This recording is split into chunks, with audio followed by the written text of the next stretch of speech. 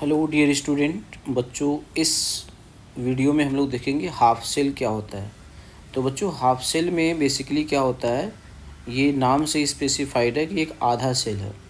तो सबसे पहला जो सेल देखते हैं बच्चों, इसमें हम लोग क्या लेते हैं, मेटल लेते हैं और इस मेटल रॉड को उसके उस सॉल्यूशन में ऐड कर लेते हैं जिसमें उसी मेटल का क्या होता है, आयंस प्रेजेंट होता है। वो सॉल्युबल भी हो सकता है, वो इनसॉल्युबल भी हो सकता है बच्चों। तो जैसे आपने लिया कि जिंक है, जिंक की रॉड है और यहाँ पे क्या होगा, जिंक आयन होगा। अब ये जो जिंक आयन होगा वो soluble salt like zinc sulphate में भी हो सकता है या इसका कोई स्पेरिंगली सॉल्युबल सॉल्ट भी हो सकता है, जैसे ZnS हो सकता है। ठीक है ना। तो ये जो होता है बच्चों, ये हाईली सॉल्युबल है और ये क्या होता है, ये स्पेरिंगली सॉल्युबल होता है ना, ये PPT के फॉर्म में होता है जो बहुत कम नंबर ऑफ H+ आयन देता है। तो इसमें क्या होता है बच्चों, जब इस रॉड को डिप करते हैं तो इसके अंदर टेंडेंसी होती है, ये रॉड जो होता है अपने आप, इसके अंदर एक स्पॉन्टेनियस फिनोमेना होता है कि ये अपने आप क्या होता है, सोल्यूशन में पास करता है, अपने आप जाता है।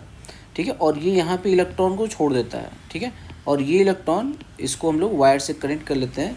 तो किसी दूसरे हाफ सेल में क्या होता है बच्चों, उससे कनेक्ट, जैसे मानते हैं राइट साइड में अगर हम कॉपर का, ठीक है ना, हाफ सेल ले लेंगे तो कॉपर के हाफ सेल की तरफ ये इलेक्ट्रॉन यहाँ से पास होगा।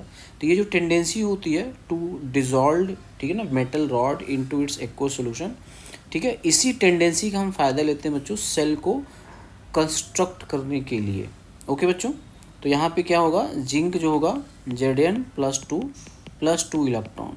तो यहाँ पर क्या होगा बच्चों, ये पार्ट हो गया और एक सोल्यूशन पार्ट हो गया। इन सॉल्यूशंस में और इस मेटल रॉड में एक इलेक्ट्रोड पोटेंशियल डेवलप हो जाता है जिसको हम लोग बोलते हैं इस हाफ सेल का इलेक्ट्रोड पोटेंशियल। लाइक इसको हम लोग लिखेंगे E0 of Zn to Zn2+। Not का मतलब बच्चों कि ये बेसिकली क्या है, स्टैंडर्ड कंडीशन में ये वैल्यू 1m होनी चाहिए। ठीक है।